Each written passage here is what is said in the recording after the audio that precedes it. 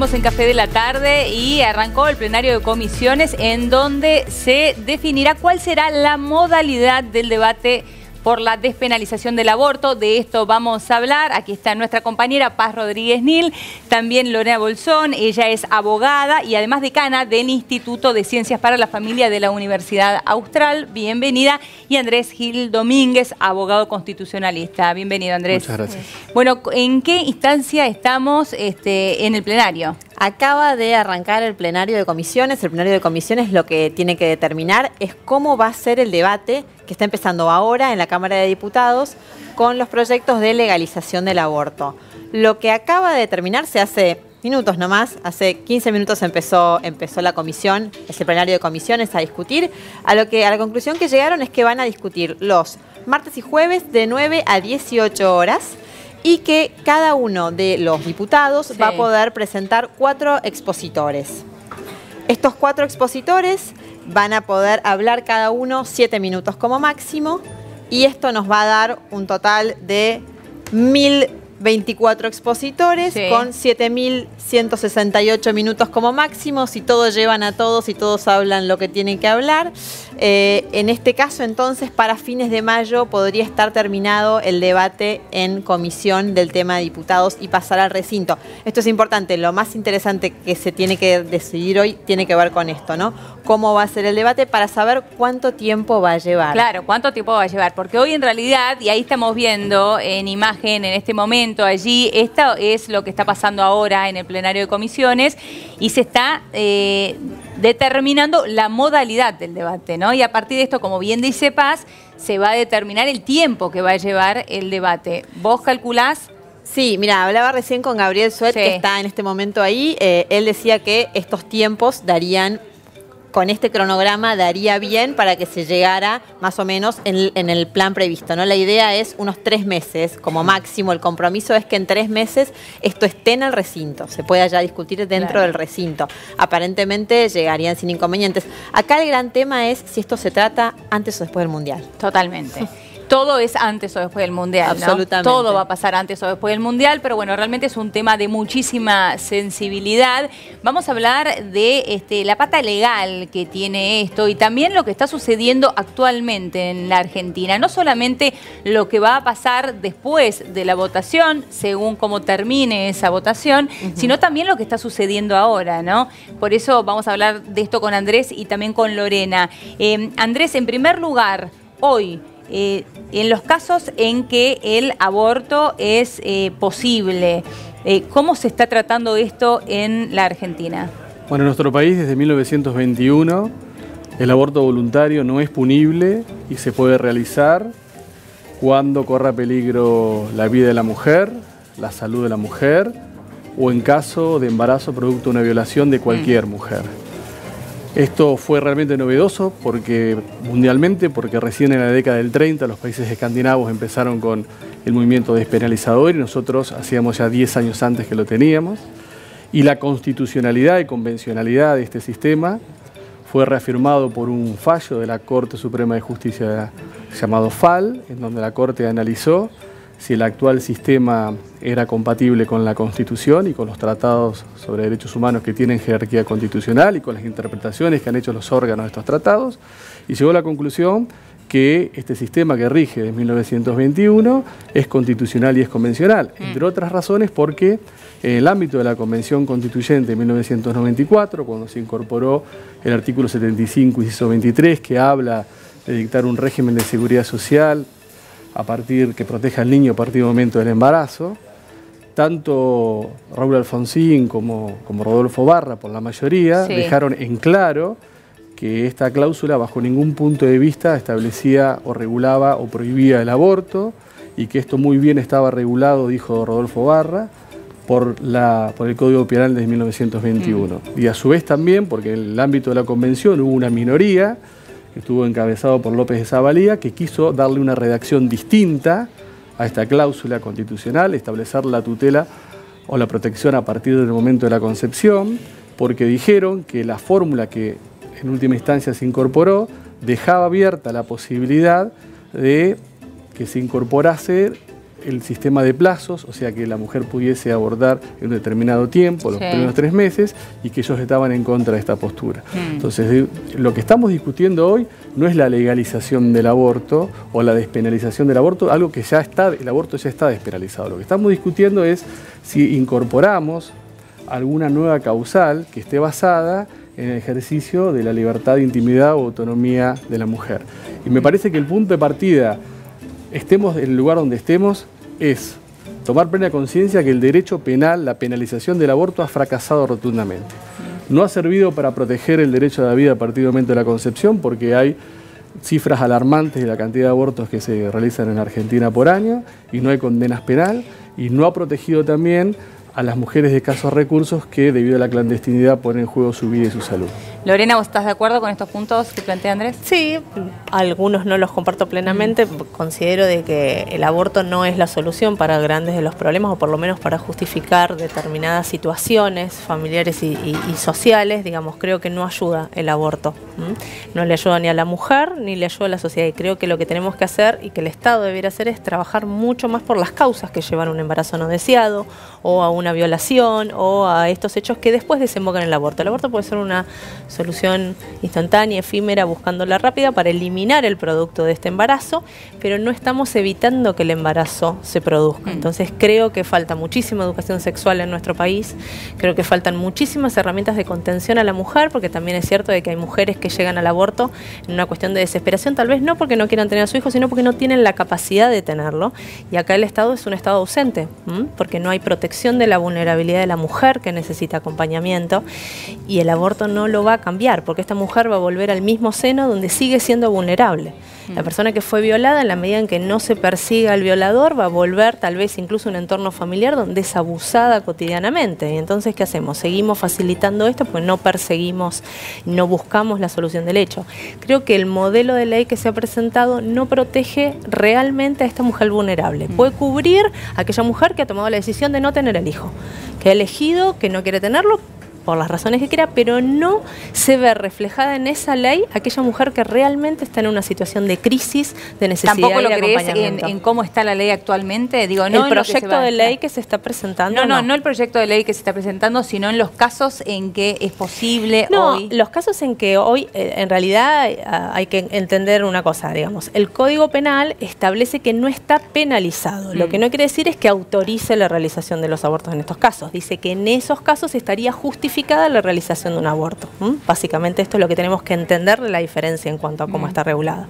Entonces, puedo entender de que en estos casos donde hay peligro para la vida de la mujer y donde hay estos casos de abusos, en caso de violación, que se proceda, esto está regulado en el Código, es cierto, como lo ha manifestado el doctor en cuanto Sin a embargo, la historia no todas que tiene las jurisdicciones legislativamente. se sumaron a esto.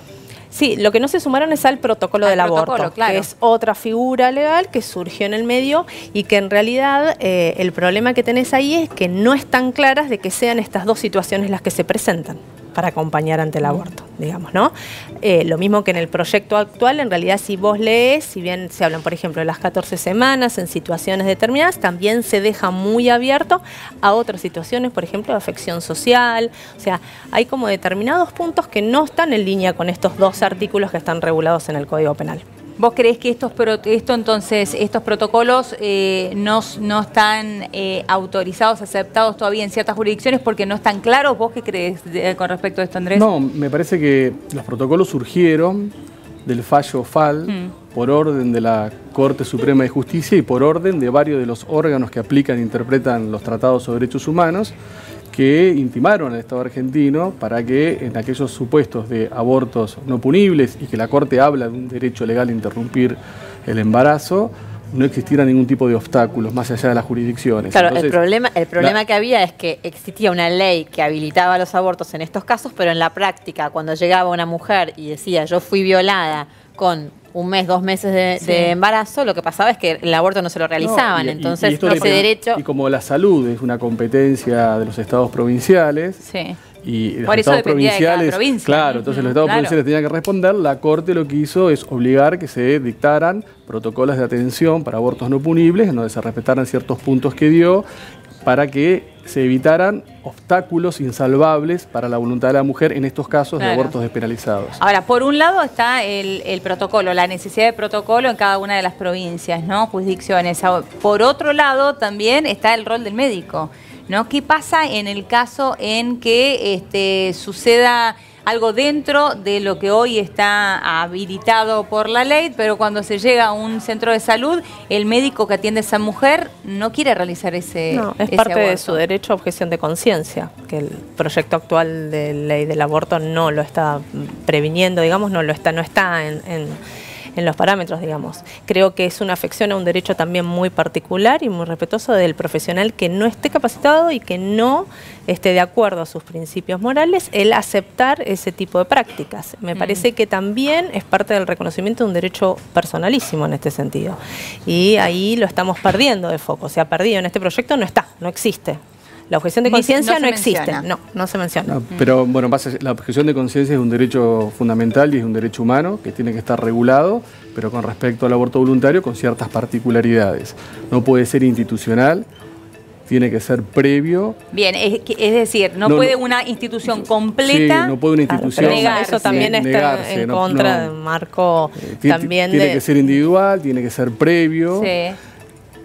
Solamente puede ser objetores Perdón, ¿qué quiere decir tiene que ser previo? Que ese médico tiene que haber anunciado previamente que es un objetor de conciencia y solamente la objeción de conciencia regiría para aquellas personas que tengan algún tipo de actividad médica relacionada directamente con la práctica del aborto, ¿no? Los que no tengan ningún tipo de claro, un nutricionista no tendría sentido. Un obstetra, un ginecólogo, ¿no? En ese caso sí hay que resguardar la objeción de conciencia, hay que respetar los principios y las creencias de los médicos, pero siempre que sea con carácter previo, que no sea institucional, no puede todo un equipo, una unidad generar objeción de conciencia, y siempre el Estado tiene que arbitrar los medios necesarios como para respetar al objetor y a su vez garantizar los derechos de la mujer que llega a un establecimiento público para realizarse un aborto. O sea, en ese caso se buscaría a otro profesional. Sí, en realidad hay ciertas conflictivas, porque si hablamos de un profesional, en este caso, que está en la ciudad de Buenos Aires, obviamente el hospital es muy grande, puede haber otros profesionales que actúen, incluso otros hospitales que realicen la práctica. Cuando nos trasladamos al interior de la provincia, donde tal vez el único médico capacitado para hacerlo